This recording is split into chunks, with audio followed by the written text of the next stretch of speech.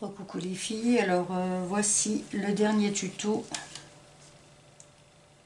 pour moi en tout cas, peut-être pas pour vous, parce que comme je vous l'ai dit, ça dépend dans l'ordre que je vais, mais enfin en tout cas, pour moi c'est ma 6e page, 6e tuto de mon album. Donc comme d'habitude, un gabarit que je vous présente. Alors déjà ici on a une petite pochette, où on pourra glisser des tags, ou une petite photo, enfin voilà comme on veut. Ici, j'ai symbolisé une flippette, hein, ça sera maintenu par une flippette. Donc ça va se lever comme ça. On y retrouvera une pochette aussi ici. Ici, on a un grand espace pour une photo qui se haut. À nouveau, espace pour photo. À nouveau, une pochette où on pourrait y glisser des tags ou des photos. Alors, on fait comme on veut, mais voilà.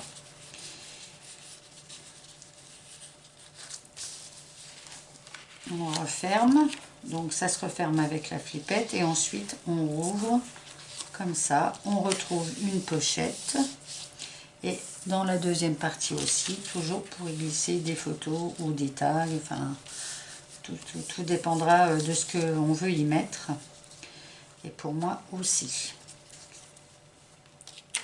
Voilà, et bien on va attaquer la chose. Alors on va déjà prendre la page de base, hein, la page A4 qu'on a normalement. Donc je plie en deux.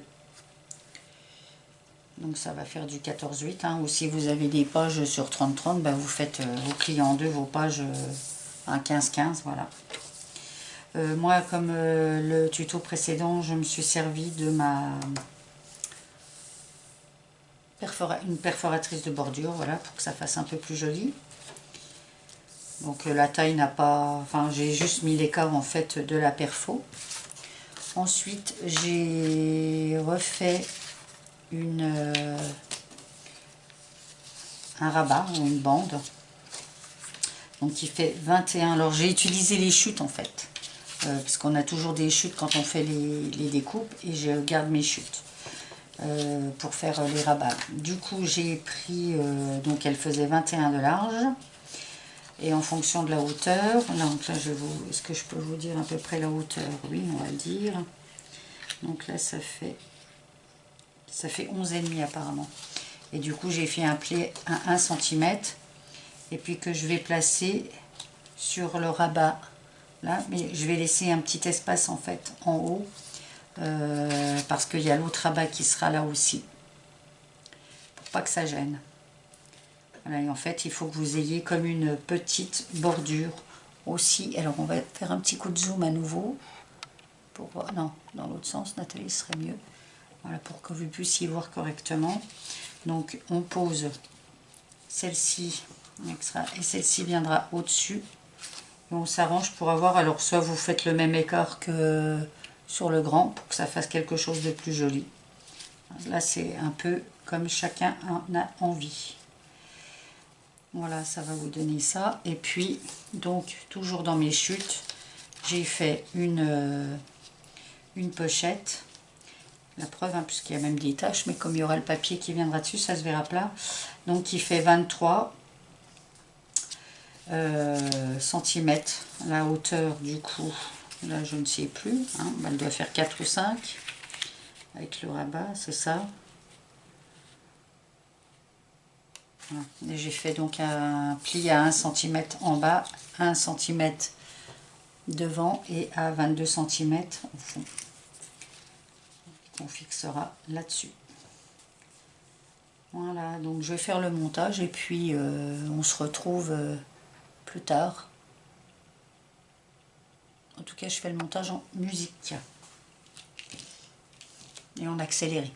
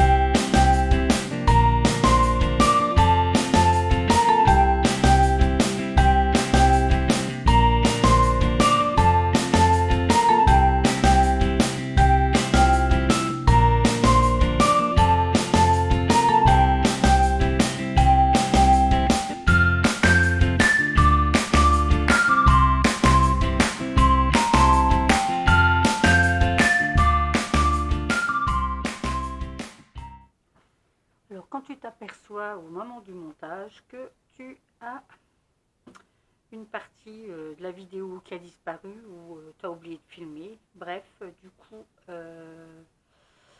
vous pouvez constater, comme je vous l'ai indiqué au départ, du coup que j'ai recoupé tout ce qui était la bordure festonnée, que ça soit ici ou là, que je n'ai pas utilisé de flippette pour la maintenir fermée, mais des aimants.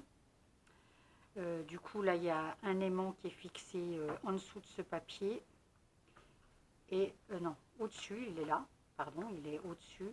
J'en ai un qui est donc sous le papier là, hein, pour maintenir. Voilà. Je n'ai pas réalisé toutes les pochettes que je voulais faire au départ.